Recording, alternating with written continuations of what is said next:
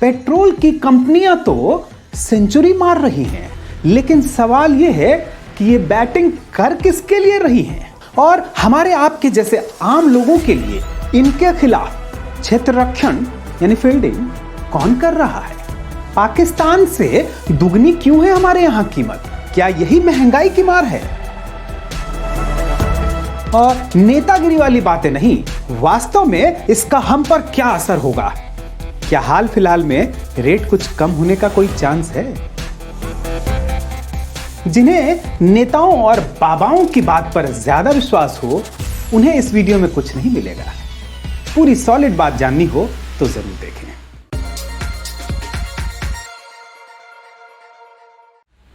आगे बढ़ें उससे पहले एक बात जान लेते हैं कि अभी की स्थिति क्या है। प्रीमियम क्वालिटी के पेट्रोल ने आखिरकार सेंचुरी का आंकड़ा भी पीछे छोड़ दिया है।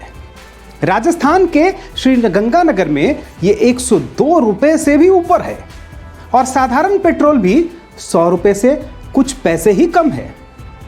पिछले 8 दिन से देश में लगातार पेट्रोल और डीजल के दाम बढ़ते ही जा रहे हैं, 1-2 पैसे नहीं। 9 फरवरी से अब तक रोजाना 25 से 35 पैसे प्रतिदिन की बढ़त हुई है। पिछले 12 हफ्तों में ही पेट्रोल की कीमत 8 रुपए और डीजल की कीमत 9 रुपए प्रति लीटर बढ़ गई है। और अब एक नजर डालते हैं कि हमारे आस पड़ोस के जो देश हैं उनमें इस समय पेट्रोल की कितनी कीमत है। पाकिस्तान की बात करें तो यहां है 51 रुपए, नेपाल में 69 रुपए और श्रीलंका में सिर्फ 60 रुपए। और ये उनकी करेंसी का भारतीय रुपए में बदलाव करने के बाद की स्थिति है। नेताओं से पूछेंगे तो वो बताएंगे कि पेट्रोल डीजल की कीमत इसलिए बढ़ रही है क्योंकि इंटरनेशनल क्रूड ऑयल की कीमत बढ़ रही है। जी हां, ये सच है।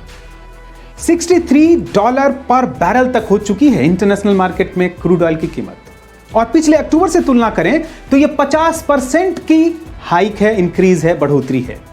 लेकिन यह सिर्फ एक तरफा सच है।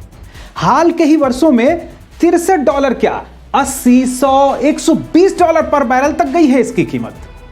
जो लोग पेट्रोल और डीजल की बढ़ी हुई कीमत के पीछे कच्चे तेल की ऊंची कीमत को कारण बताते हैं, उन्हें जरा यह हिसाब समझा दीजिएगा। पिछले साल जनवरी में क्रूड ऑयल की कीमत कितनी थी? $64 पर बैरल, यानी आज से भी $1 ज्यादा।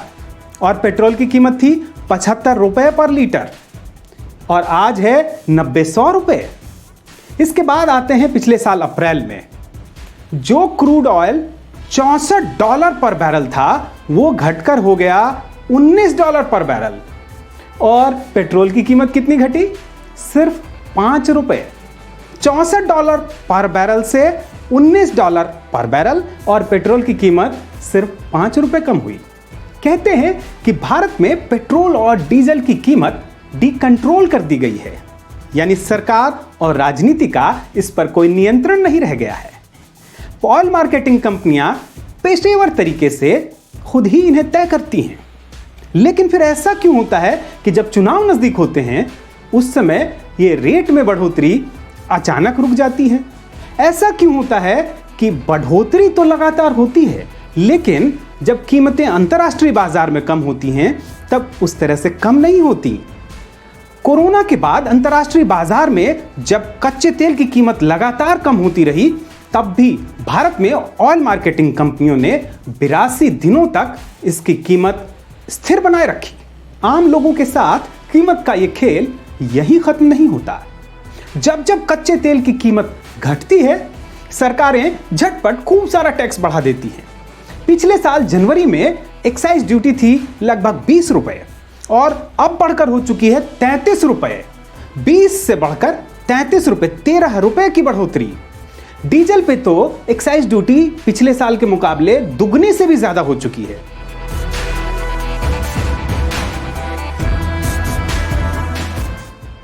अब यह भी समझ लेते हैं कि बाजार में जब हम पेट्रोल डीजल खरीदते हैं तो उसमें दी गई रकम कितनी कहां जाती है।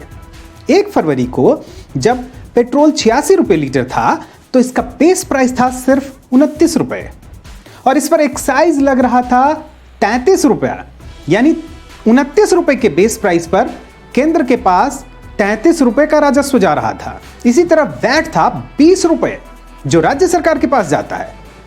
यानी कुल देखा जाए तो बेस प्राइस का 180% सिर्फ केंद्र और राज्यों के टैक्स का बनता है।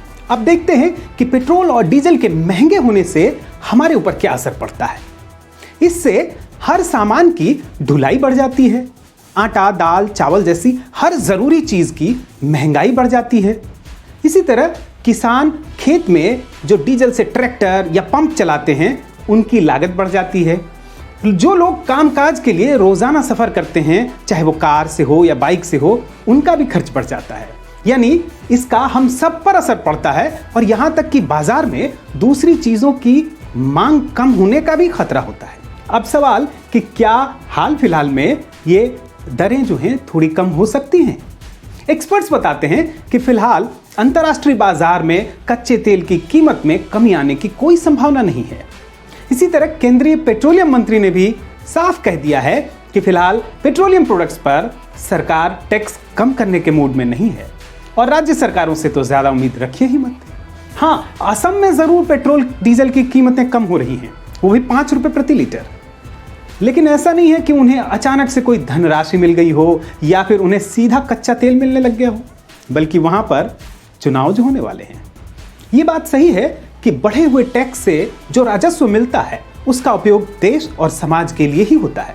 कोरोना के बाद से हमें काफी धन की जरूरत भी है, लेकिन दोनों बातें एक साथ नहीं हो सकती। या तो आप इसे चुनावी मुद्दा बना लीजिए या फिर इनसे धन जुटाकर देश और समाज का कल्याण कर लीजिए।